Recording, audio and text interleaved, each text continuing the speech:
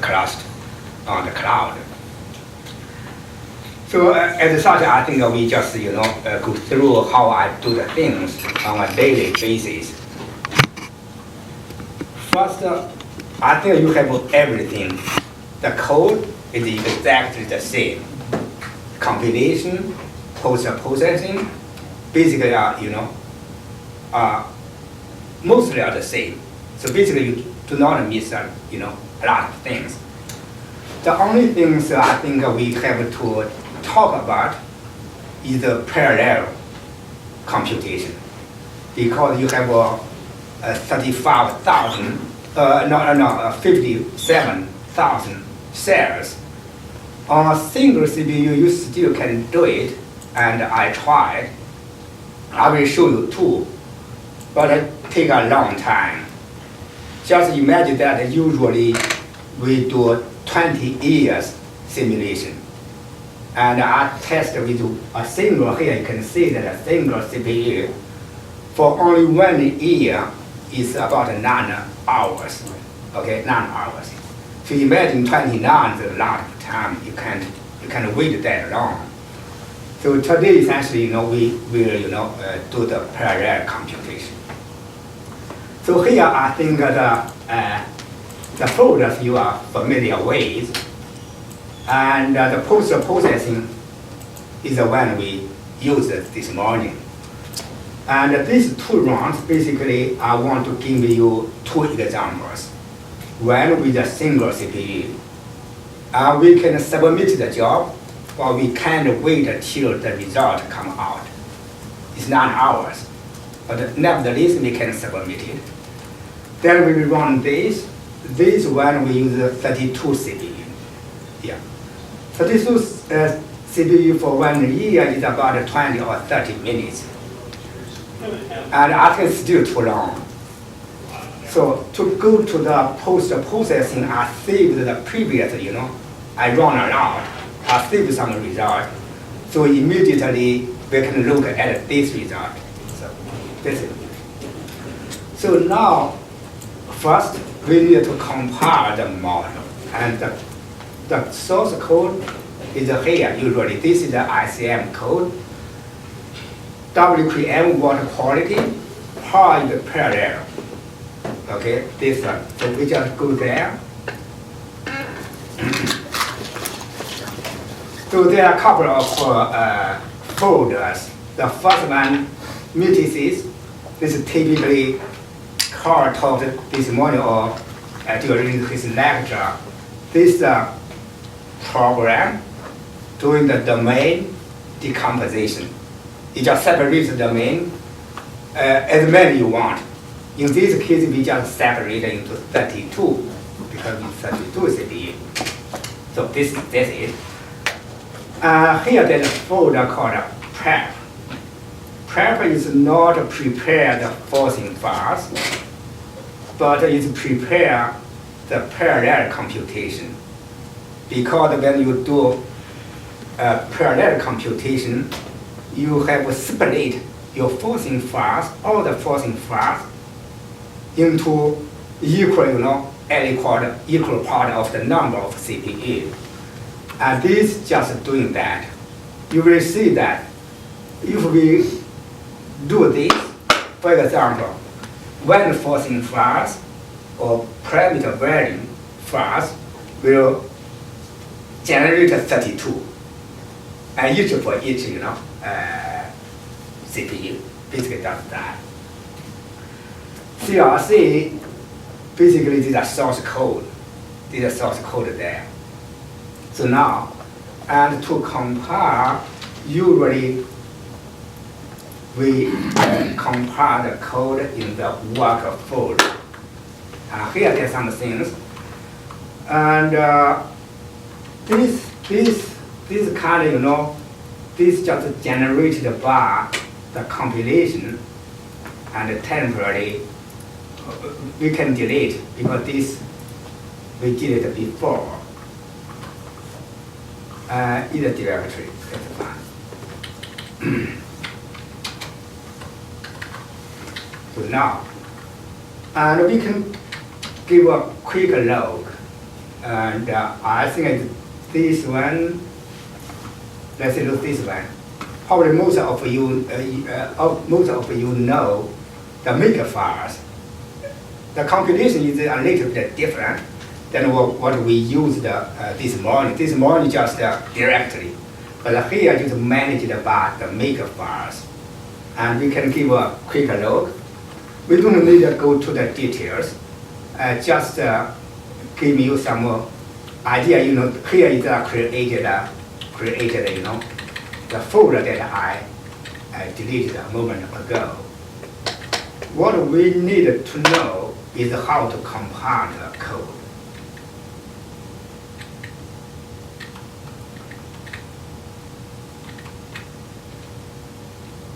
My password, right? Okay, that's fine.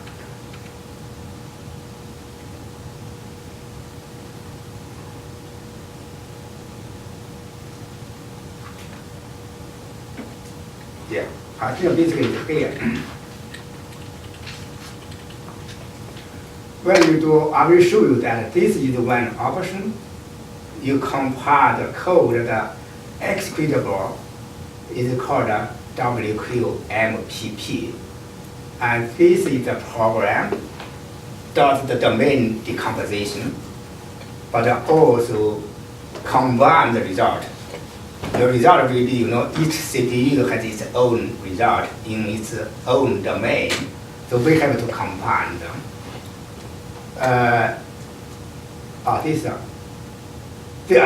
This one does that.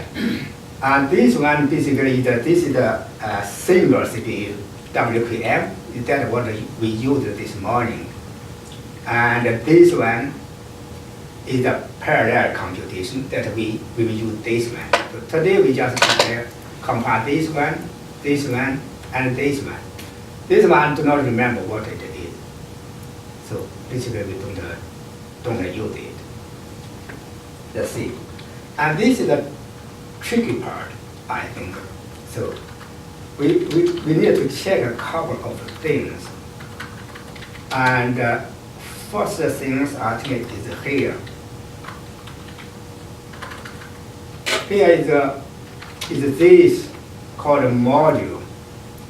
Module define. You have to change this file to be able to compare the model with the number of CPU you want to use. Here we said we want to use 32, and this number you specify. This number is specified. You have to change this, otherwise it will crash. If you want 64, you specify this one. Basically, just comment this one out, like this, and just open this one. So in this case, you need to continue, and we will compile with the 64 and 60, but we want to do 32, so we will come back. So these numbers are fixed for the spread for number of CPU. Yeah, so you just use this. Yeah, exactly. And so we don't need to see it because we don't want to change it. But when you compare the code with one single CPU, you have to use these numbers. So what this means, this basically the total cell number. This is 36,920. Obviously, when you split, you don't need this large number. You see much smaller. Basically, this one divided by the total CPU number, but not exactly because you have the connection. We call it ghost cells. So this is it. And a little bit lazy is that I just created before two of them. Let's see. This one I call it this the parallel. The file used for parallel computation, and this one for single CPU. And we can compare what's the difference. You know, this one, I just use this one, this open. But for the parallel, I opened this one, commanded this, you know, this one. So this you have to make sure that it's changed. So let's see. First, we want to do, first we compare for single CPU, let's see. You can do a link. This fast is actually used, but it's linked to the parallel code, so it does not work. We have to delete this one. This is usually the command for a link. You link the single CPU, this file, to this file. Okay? So you can give a load. Look, this is actually used, but it's pointed to single CPU. So now we are set. We can go back to compile the code, which will run use a single CPU. So let's see if we come back. And how to compile, you just make WQM. Let's see, before doing that, I think we have an old one. So we just delete. We delete this one. Or we delete this one too. And this one. Oh yeah, this one. This one, yeah. You have to use this one. Okay. So now we do another. So they are not there. Let's see. Make a WQM. This make executable for a single CPU. Let's see it works or not. I will do something. Make it clear. Either you clear everything you did before to make sure it works. So there's nothing. Make it clear. Make it clear. Make it clear. Clean? Clean. Yeah, yeah. So you did it. Now let's say make WQM.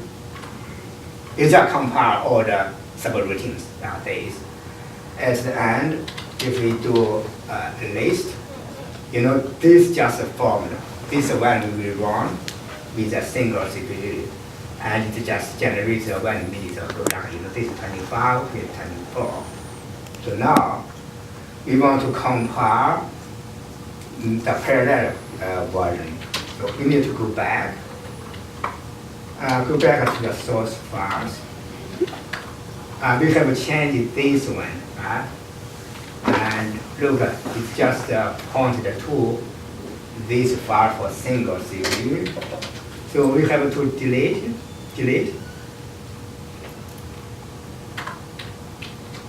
and just link to this one, right? This is the parallel one. To it. Okay. And now if you give a look, this is the new one, the color one. We just check. Yeah, it's a 32 one, right? So now we are comfortable to go ahead to compile the code. So to compile parallel, just P is parallel and WQM. Let's see. Compile the code. So let's see. So now we have it. We run 32 CPU. We would use this one. Later we will use this one. So now we have to compile the, you know, the partition and combination. Basically, it's like this. This one. But there is something you have to check first, I think. Go back. This one, the source code is here. We have to go there to check something. And yeah, I think there are two things you need to check, not just one, but this one. I just still the module we need to check. inside you specify how many CPU you want to use as well, and it's this number.